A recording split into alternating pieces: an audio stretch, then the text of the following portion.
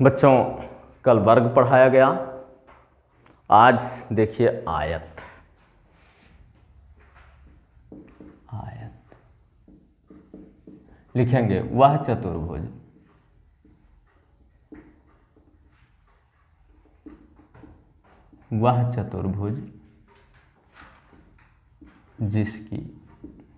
जिसके आमने सामने की भुजाएं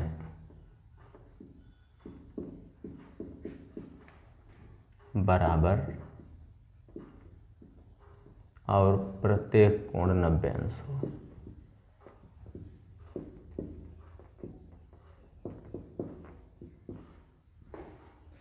प्रत्येक कोण 90 अंश हो, आयत कहलाता है।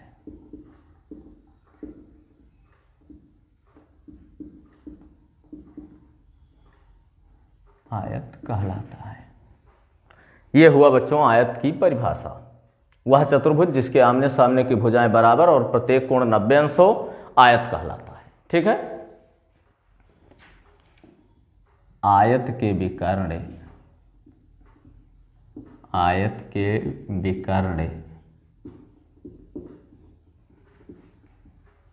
एक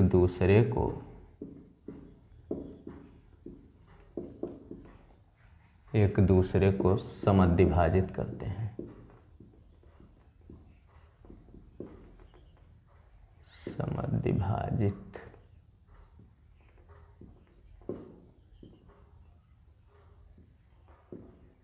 करते हैं। ठीक है बच्चों। वर्ग में 90 अंश पर समद्विभाजित करते हैं था, याद है आपको? ठीक है बेटा। चलिए लिखते हैं A, B, C और D। ये 90 अंश है बच्चों, ये 90 अंश है बच्चों, ये 90 अंश है बच्चों, और ये भी 90 अंश। ठीक है बच्चों। चारों कोण 90 अंश होते हैं। इसके विकर्ण एक दूसरे को समद्विभाजित करते हैं। मान लीजिए ये O पर काटते हैं अगर, तो OA बराबर OB बराबर OC बराबर OD, ये चारों जो समद्विभाजित कर रहे हैं चारों बराबर होते हैं। ठीक है। आइए देखते हैं आयत में। अब हम कोण लिखना जानते हैं। इस कोण का नाम BAD, इस कोण का नाम ABC, इसका नाम BCD जानते ही हैं। विकर्ण समझते ही हैं, AC और BD है ना। कोण का नाम लिखना आप लोग जानते हैं, विकर्ण जानते हैं। चलिए अब इसमें जो बच रहा है इसको थोड़ा सा समझा देता हूं बच्चों। इसमें BC बराबर AD होगा या AD बराबर BC, इसमें होता है बच्चों। और AB बराबर CD, AB बराबर CD होता है बच्चों। और इसमें OA बराबर OC, OA बराबर OC बराबर OD बराबर OB। ठीक है बच्चों। ये चारों बराबर होते हैं, लेकिन इसमें ये 90 अंश पर नहीं काटते हैं एक दूसरे को, ये समकोण नहीं होता है बच्चों। ठीक है, समझ में आया? अब इसमें एक चीज और देख लेंगे। कोण A बराबर कोण B बराबर कोण C बराबर कोण D बराबर 90 अंश, ये होता है बच्चों। ठीक है, ये हुआ आयत। आ जाते हैं बच्चों अब समचतुर्भुज पर। समचतुर्भुज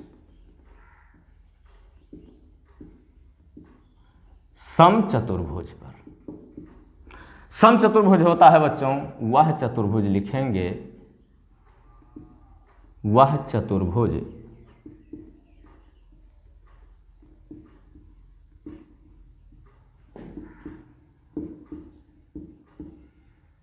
जिसका कोई भी कोण 90 अंश ना हो, कोई भी कोण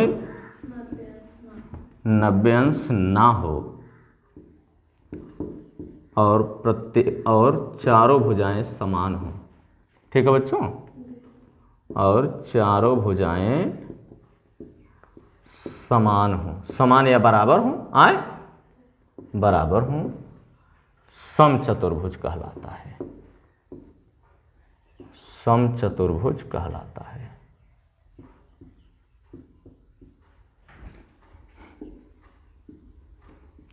समचतुर्भुज कहलाता है। ठीक है बच्चों, ये समचतुर्भुज की परिभाषा हुई। वह चतुर्भुज जिसका कोई भी कोण 90 अंश ना हो, एक भी कोण 90 अंश नहीं होना चाहिए, ठीक है, और चारों भुजाएं बराबर होना चाहिए, समचतुर्भुज कहलाता है। समचतुर्भुज देख लीजिए इसका भी गुण, समचतुर्भुज की सम्मुख भुजाएं समांतर होती हैं, समचतुर्भुज की सम्मुख भुजाएं समांतर होती हैं, समांतर होती हैं, समांतर होती हैं। समचतुर्भुज के विकर्ण, चतुर्भुज लिख दे रहा हूं बच्चों इस तरह से, ठीक है। समचतुर्भुज के विकर्ण, जैसे त्रिभुज लिख रहे थे उसी तरह से चतुर्भुज लिख रहा हूं, ठीक है बच्चों, के विकर्ण एक दूसरे को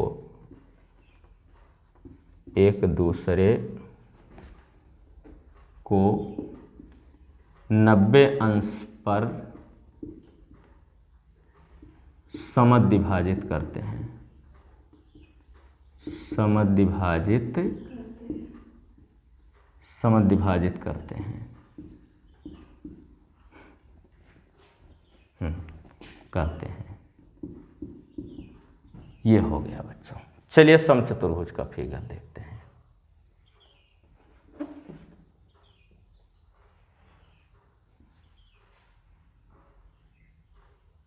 ये चारों भुजाएं बराबर होती हैं बच्चों, ए बी सी और डी, ठीक है बच्चों।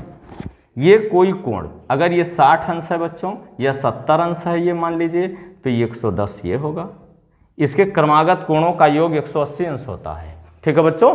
ये चीज मैं नहीं लिखा, इसके क्रमागत कोणों का योग 180 और सम्मुख कोण समान होते हैं, और ये 110 सम्मुख कोण, इसके सम्मुख ये कोण, इसके सम्मुख ये कोण समांतर होते हैं और क्रमागत कोणों का योग 180 अंश होता है, ठीक है। इसके भी क्रमागत, हाँ अब ये चीज देखते हैं बच्चों, इसके विकर्ण एक दूसरे को 90 अंश पर समद्विभाजित करते हैं, ये 90 अंश पर काटते हैं बच्चों, ठीक है। ये 90 अंश है, ये 90 अंश है। ये परमे में आपको जरूरत पड़ेगा बच्चों, इसको हल्के में नहीं लेंगे, ठीक है। या जब रेखा गणित हल करेंगे कक्षा 9th 10th में, तब इसकी जरूरत पड़ेगी, ऐसे हल्के में नहीं लेना होता है, ठीक है बच्चों। ये अब बच्चों देख लीजिए, क्रमागत कोणों का योग 180 याद रहना चाहिए, इसमें मैंने नहीं लिखा है, इसके लिए फिर से रिपीट कर रहा हूं। क्रमागत कोणों का योग 180 अंश होता है, सम्मुख कोण समान होते हैं, ठीक है बच्चों, और ये चारों भुजाएं बराबर होती हैं। मान लीजिए ये 5 सेंटीमीटर है तो सभी 5 सेंटीमीटर होंगे, ठीक है बच्चों, 5 सेंटीमीटर, 5 सेंटीमीटर, 5 सेंटीमीटर। ये है बच्चों, अगर ये 8 सेंटीमीटर है, 8 सेंटीमीटर, तो मान लीजिए ये 6 सेंटीमीटर होगा, ठीक है बच्चों, 8 सेंटीमीटर। सम्मुख, इसमें देख लीजिए ये सम्मुख भुजाएं समान हैं, इसके सामने ये, इसके सामने ये, समझ में आ रहा है। इसमें सभी बराबर हैं बच्चों। अगर यही कोण 90 अंश हो जाए तो ये वर्ग हो जाएगा, ठीक है बच्चों। और इसमें देख लीजिए लगभग सभी चतुर्भुज, थोड़ा सा अंतर होता है, बस चतुर्भुज का नाम बदल जाता है बच्चों, ठीक है ना। अगर ये चारों भुजा बराबर हो वर्ग हो जाएगा, ये सीधा हो जाए वर्ग हो जाएगा, 90 अंश हो जाए अगर, तो ठीक है, कहीं कोई दिक्कत तो नहीं हो रही है। ये पूरा परिभाषा आपको जानना जरूरी होता है। जितना शब्द मैंने कहा है वो शब्द आपको याद होना जरूरी, नहीं तो परमे के लिए दिक्कत हो जाती है बच्चों, ठीक है। परमे में या कहीं ऐसे दे दिया चतुर्भुज और उसके बाद कोण पूछने लगेगा तो भी दिक्कत होगी। इसके लिए बच्चों एक एक बिंदु याद होना जरूरी होता है, समझ में आया।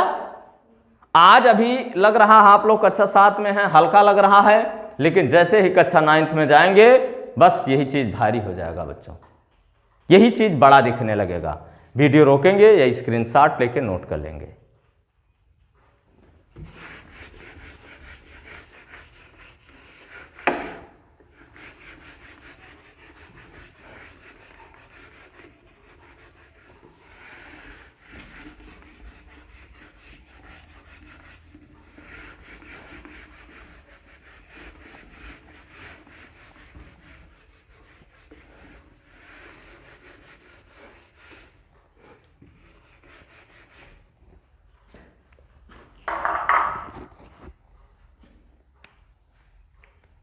आइए बच्चों, अब देखते हैं समांतर चतुर्भुज।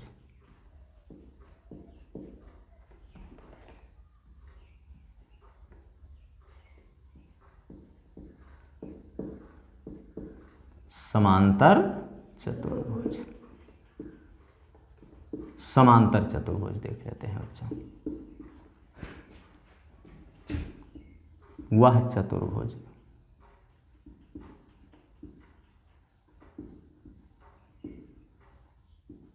जिसकी सम्मुख भुजाएं समांतर होती हैं। अभी जो 3 चतुर्भुज मैंने पढ़ाया उसका और इसका, चारों का एक साथ हम तुलना कराएंगे आप लोगों से। वह चतुर्भुज जिसकी सम्मुख भुजाएं समांतर हों,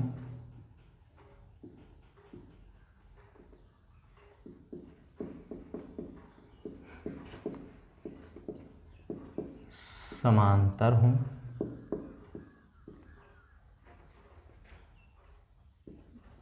तथा कोई भी कोण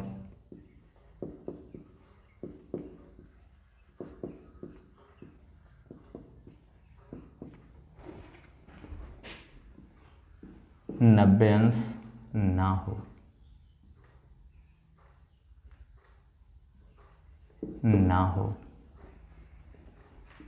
समांतर चतुर्भुज कहलाता है। समांतर चतुर्भुज, ये चतुर्भुज का चिन्ह हमने लगा दिया बच्चों, कहलाता है। अभी परिभाषा पूरा नहीं है बच्चों, ये समांतर चतुर्भुज हमने लिख दिया, ठीक है बच्चों। अब समांतर चतुर्भुज की सम्मुख भुजाएं समान होती हैं। समांतर चतुर्भुज की सम्मुख भुजाएं समान होती हैं, भुजाएं समान होती हैं, समान होती हैं, समान होती हैं, ठीक है बच्चों।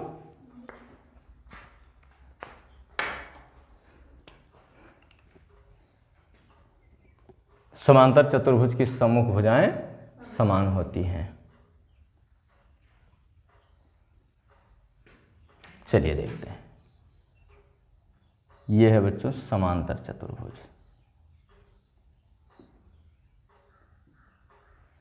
ए, बी, सी और डी। ये देखिए बच्चों, ये समांतर होती हैं दोनों, ठीक है बच्चों, और ये समान भी होती है। समूह भुजाएं समान होती हैं और समांतर होती हैं, ठीक है। ये अगर ये 6 सेंटीमीटर है बच्चों, तो ये इसके भी विकर्ण एक दूसरे को 90 अंश पर प्रतिच्छेद नहीं करते, ठीक है। तो ये मान लीजिए 4 सेंटीमीटर हुआ, ये 6 सेंटीमीटर और ये 4 सेंटीमीटर, ठीक है बच्चों। और इसके भी क्रमागत कोणों का योग 180 अंश होता है। मान लीजिए बच्चों, ये 60 अंश अगर है तो ये 120 होगा, और ये भी 60 अंश होगा, और ये 120, ठीक है बच्चों, ठीक है। ये अब देख लीजिए बच्चों, ये आयत से थोड़ा सा समानता प्रकट करता है, ठीक है। इसके आमने सामने की भुजाएं बराबर, ठीक है बच्चों, आमने सामने की भुजाएं बराबर, और ये समांतर होते हैं इसके भी, लेकिन अगर ये कोण 90-90 अंश होते हैं, यही इन दोनों में अंतर है। ये वर्ग है बच्चों, वर्ग है, और ये समचतुर्भुज है बच्चों,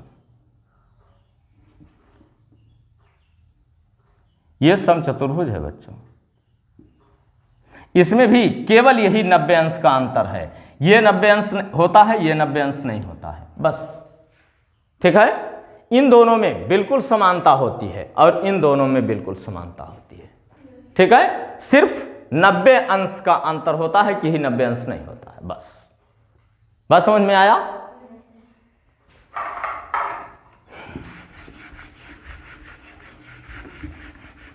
एक चतुर्भुज और पढ़ाऊंगा बच्चों, समलंब चतुर्भुज।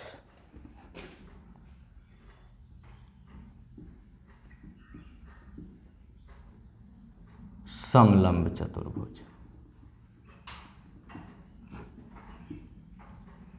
लिखेंगे, वह चतुर्भुज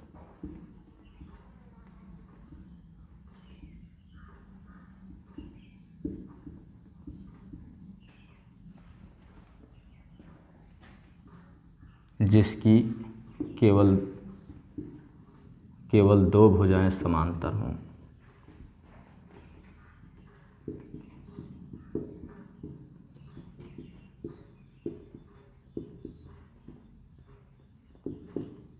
समांतर हों, समलंब चतुर्भुज कहलाता है। चतुर्भुज लिख दिया बच्चों।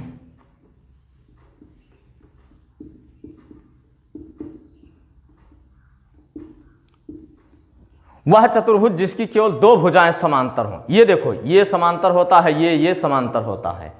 समांतर चतुर्भुज में, सम चतुर्भुज में भी सम्मुख भुजाएं समांतर होती हैं, आयत में भी समांतर होती हैं, वर्ग में भी समांतर होती हैं, सम्मुख भुजाएं समांतर होती हैं, लेकिन समलंब चतुर्भुज होगा जिसकी केवल दो भुजाएं समांतर हों। ठीक है, समलंब चतुर्भुज कहलाता है। ठीक है बच्चों, समलंब चतुर्भुज जैसे मान लीजिए किसी तरह से आप बना सकते हैं, इस तरह से भी इसका फिगर हो सकता है बच्चों, ये भी समलंब होगा। ठीक है बच्चों, ए बी सी डी, और ये भी समलंब हो सकता है बच्चों। अगर ये दोनों बराबर भी हो सकते हैं, ये दोनों बराबर भी नहीं हो सकते हैं। ठीक है, कोई दो भुजाएं, ये 90 अंश हो सकता है, ये 90 अंश हो सकता है, लेकिन ये भी समलंब है, ये कोई 90 अंश नहीं है ना बच्चों। इसमें तो इसको हम 90 अंश कर सकते हैं कि 90 अंश ये हो सकता है, लेकिन है ही ना हो। ठीक है बच्चों, इसमें कोई नियम फॉलो नहीं करता, सिर्फ आपको देख लेना होता है कि दो भुजाएं अगर समांतर हैं, जब इस पर आधारित कोई प्रश्न देगा तो समलंब चतुर्भुज लिख करके देगा। ठीक है बच्चों, ये बी सी डी इस तरह से, यानी कोई दो भुजाएं अगर समांतर हैं, ठीक है बच्चों, तो वो समलंब होगा। ठीक, तो बच्चों समझ रहे हो ना, समलंब चतुर्भुज। इसके बाद ये बच्चों मैं नंबरिंग नहीं किया, पहला वर्ग था, दूसरा आयत, तीसरा सम चतुर्भुज, चौथा समांतर चतुर्भुज, पांचवा समलंब चतुर्भुज। अभी जो बच रहे हैं बच्चों वो चतुर्भुज अगले वीडियो में बताऊंगा। इसके बाद बच्चों कोण बनाना बताऊंगा, कोण हम बनाते कैसे हैं, चांद की सहायता से कैसे बनाते हैं, प्रकार की सहायता से कैसे बनाते हैं, ये सब कोण आप लोगों को विशेष ध्यान रखना होगा। लेकिन याद रहे बच्चों, पटरी, प्रकार, पेंसिल, रबर कटर आपके साथ होना चाहिए। संभवतः है वो दो चतुर्भुज रोकू कक्षा 8 में पढ़ाऊं, कोई जरूरी नहीं कि कल मैं वो चतुर्भुज पढ़ाऊंगा ही। आपका जो मुख्य चतुर्भुज था वो हमने पढ़ा दिया है, ठीक है, लेकिन कल के वीडियो में मैं कोण बनाना आप लोगों को अवश्य बताऊंगा, चांद की सहायता से कल कोण बनाना बताऊंगा, और बच्चों हो सकता है कल प्रकार की सहायता से भी कोण बनाना बताऊं, लेकिन हो सकता है अगर नहीं बताता हूं कल तो परसों वाली वीडियो में अवश्य बताऊंगा। बच्चों इसके बाद वीडियो बंद करते हैं।